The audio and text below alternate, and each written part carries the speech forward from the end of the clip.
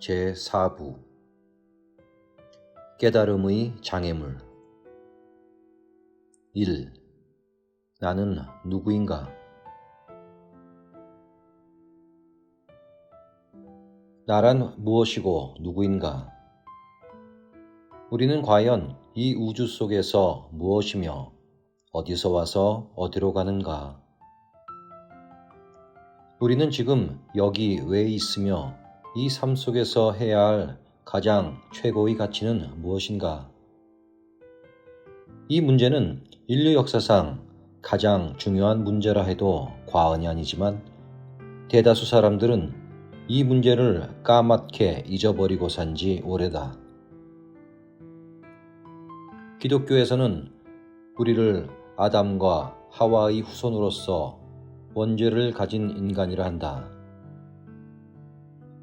하지만 불교에서는 우리를 본래 부처, 신인데 번뇌 망상 속에 빠져 윤회하는 중생이 되었다고 한다. 얼핏 보기엔 서로 정반대이니 과연 어느 말이 맞을까? 하지만 필자가 보기엔 두 가지 견해가 모두 관점에 따라 다 맞기도 하고 틀리기도 하는 말이다. 왜냐하면 이는 어떤 관점과 사상으로 보느냐의 문제로서 보는 관점과 생각에 따라 다 그 답이 달라지는 상대적인 것이기 때문이다. 우리를 물질적 관점에서 본다면 우리는 분명히 우리들 스스로에 의해 인간이란 이름이 붙여지는 동물이며 무언가 지금 여기서 다 같이 이 땅에서 서로 경쟁하며 고생을 하고 있는 것으로 보아 대단한 원죄가 있는 것으로 여겨질 수도 있다. 하지만 관점을 달리하여 우리의 본래 모습은 비물질적인 초월적 정신인 부처요 신인데 그러한 자기를 자각하기 위하여 유한하고 부족한 존재로 잠시 나타났다가 마음이 잠시 이 육체 속에 갇혀 지금 이 육체만을 자기로 하는 착각 속에 빠져 있고 그런 관점에서 스스로를 제한적으로 잘못 보고 있다고 가정한다면 이것도 말이 된다. 이는 마치 영원한 H2O가 자기의 본래 모습을 망각하고 자기가 한시적으로 나타난 유한한 얼음이라고 착각하는 것과 같은 것이다. 기독교에서도 우리 속에 하나님의 영이 깃들어 계신다고도 말하니 사실 위와 같은 불교적 논리를 기독교에서도 가능한 것으로 인정하고 있는 셈이며 반대로 자기를 진정 깨닫지 못하면 이 육체만을 자기로 여기고 살다가 죽어 흙으로 돌아가 버리는 유한한 육체적 중생일 뿐이라는 점에서는 불교도 기독교적 유한한 인간성에 대한 논리를 인간이란 존재에 대한 하나의 해석 방법으로 받아들이고 있는 셈이다. 그렇다면 기독교나 불교나 제각기 나란 무엇이며 누구인가에 대한 설명은 서로 다르지만 그래도 공통된 것은 뭔가 하면 제가 보는 관점에 따라 나란 존재를 다양하게 설명하고 있다는 것이다.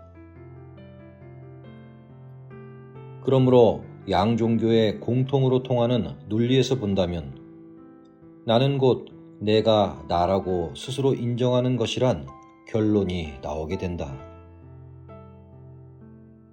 즉, 기독교에서는 나를 신에 대립된 인간이라고만 보고 인간으로서만 인정하지만 불교에서는 나를 본래 부처, 신의 성품을 가진 중첩성의 존재라고 보고 그렇게 양성적인 특징을 인정하기도 하는 것이다. 나는 지금 어느 종교가 더 우월한 논리를 가지고 있냐를 비교하고 다루고자 하는 게 아니다.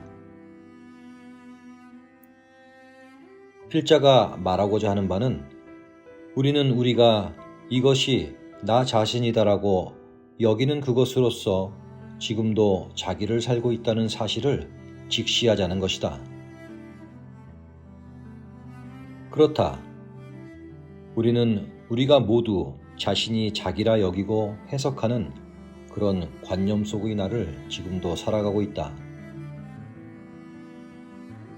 만약 당신이 자기를 진짜 참으로 신이라거나 우주의 주인공이라고 여긴다면 당신은 전혀 지금처럼 살지는 않을 것이다. 우리가 지금 이렇게 육체 중심으로 살고 있는 이유는 간명하다. 그것은 우리가 이렇게 살도록 조상으로부터 교육받고 세뇌받았기 때문이다. 하지만 만약 다만 과거 한 세대라도 우리가 몸이 아닌 마음이라고 교육시키고 본래 잘나고 못남이 없으며 내 것이 본래 없는 마음으로서 살도록 훈련되어졌다면 우리 인류의 삶이 지금 어떻게 되었을까? 지금보다는 훨씬 나은 지상 천국이 건설되지 않았을까 싶다. 그래서 나는 우리가 영적 존재로서 깨어나는데 가장 장애가 되는 것은 바로 우리들이 살아온 삶의 방식인 습관이라고 생각한다. 우리의 과거가 곧 지금의 우리를 만들었고 지금 우리의 삶의 방식이 다시 미래의 삶의 형질과 질을 만들고 있기 때문이다. 즉, 지금 우리가 하는 짓들을 보면 미래 우리 후손의 삶의 모습들이 예측 가능한 것이다. 우리는 누구인가? 그리고 나는 누구인가? 위에서 살펴보았듯이 나는 내가 나라고 여기는 그것이며 우리 역시 우리가 생각하는 그것이라 결국 자기가 생각하는 그것으로 되어간다. 이것이 지금 우리의 존재를 만든 근본적 존재인 마음이 활동하는 법칙이기 때문이다.